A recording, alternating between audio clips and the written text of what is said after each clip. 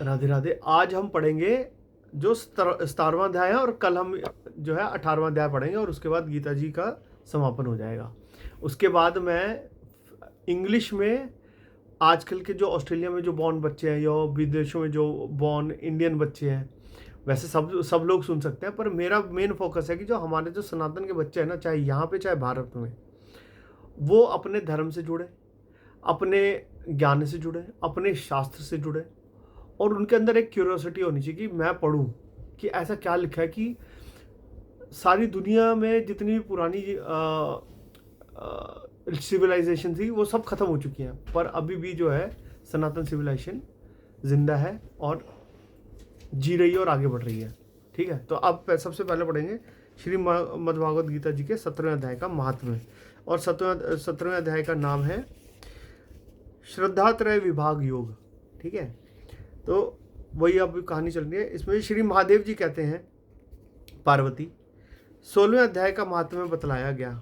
अब 17वें अध्याय के अनंत महिमा का श्रवण करो। राजा खड़ग बाहु के पुत्र का दुशासन नामक एक नौकर था। वह बड़ी खोटी बुद्धि का मनुष्य था। एक बार वह मांडलिक राजकुमारों के साथ बहुत धन की बाजी लगाकर हाथी पर चढ़ा, और कुछ ही कदम आगे जाने पर लोगों के मना करने पर भी वह मूढ़ हाथी के प्रति जोर जोर से कठोर शब्द करने लगा। उसकी आवाज़ सुनकर हाथी क्रोध से अंधा हो गया और दुशासन पैर फिसल जाने के कारण पृथ्वी पर गिर पड़ा।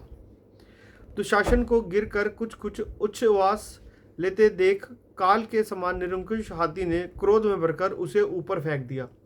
ऊपर से गिरते ही उसके प्राण निकल गए। इस प्रकार कालवश मृत्यु को प्राप्त होने के बाद उसे हाथी की योनि मिली, और सिंगल द्वीप के महाराज के यहाँ उसने अपना बहुत समय व्यतीत किया।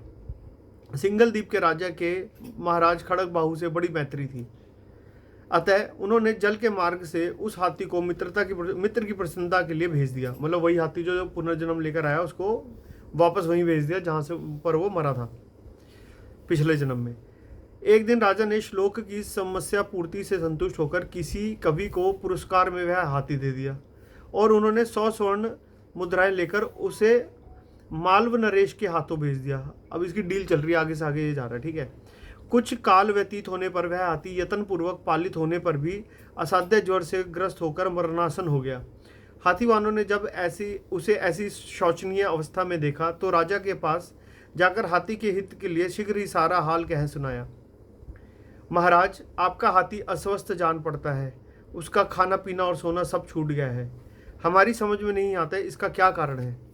हाथीवानों का बताया हुआ समाचार सुनकर राजा ने हाथी के रोग को पहचानने वाले चिकित्सा कुशल मंत्रियों के साथ उस स्थान पर पदार्पण किया जहां हाथी ज्वरग्रस्त होकर पड़ा था। राजा को देखते ही उसने ज्वर जनित वेदना को भूलकर संसार में को आश्चर्य में डालने वाली वाणी में कहा, संपूर्ण शास्त्रों के ज्ञाता, राजनीति के समुद्र, शत्रु समुदाय को परास्त करने वाले और भगवान विष्णु के चरणों में अनुराग रखने वाले महाराज, इन औषधों से क्या लेना है? वेदों से भी कुछ लाभ नहीं होने वाला। दान और जप से भी क्या सिद्ध होगा? आप कृपा करके गीता के 17वें अध्याय का पाठ करने वाले किसी ब्राह्मण को बुलवाइए। हाथी के कथनों अनुसार राजा ने कुछ वैसा ही किया। तदंतर गीता पाठ करने वाले ब्राह्मण ने जब उत्तम जल को अभिमंत्रित करके उसके ऊपर डाला, तब दुशासन गज योनि का परित्याग करके मुक्त हो गया। राजा ने दुशासन को दिव्य विमान पर आरूढ़ एवं इंद्र के समान तेजस्वी देखकर पूछा, तुम्हारी पुनर्जन्म में क्या जाति थी, क्या स्वरूप था, कैसे आचरण थे, और किस कर्म से तुम यहाँ हाथी होकर आए थे? ये सारी बातें मुझे बताओ।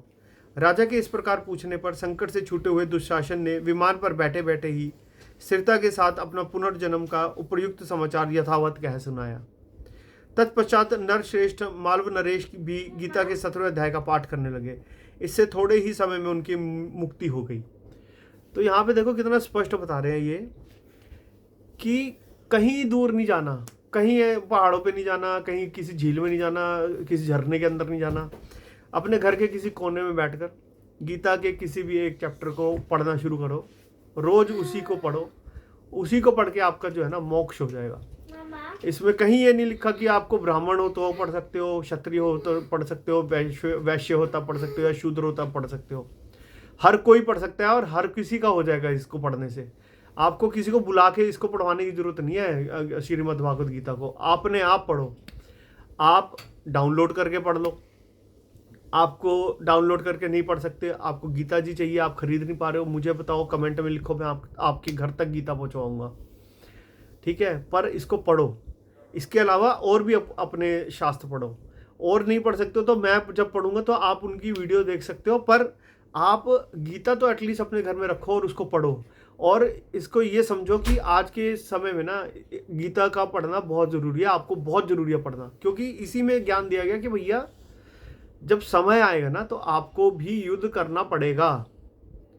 और अभी तो आजकल के हालात जैसे हैं वहाँ पर इंडिया में, आपको कुछ नहीं पता कि आपको कब युद्ध करना पड़े, अर्जुन बनना पड़े।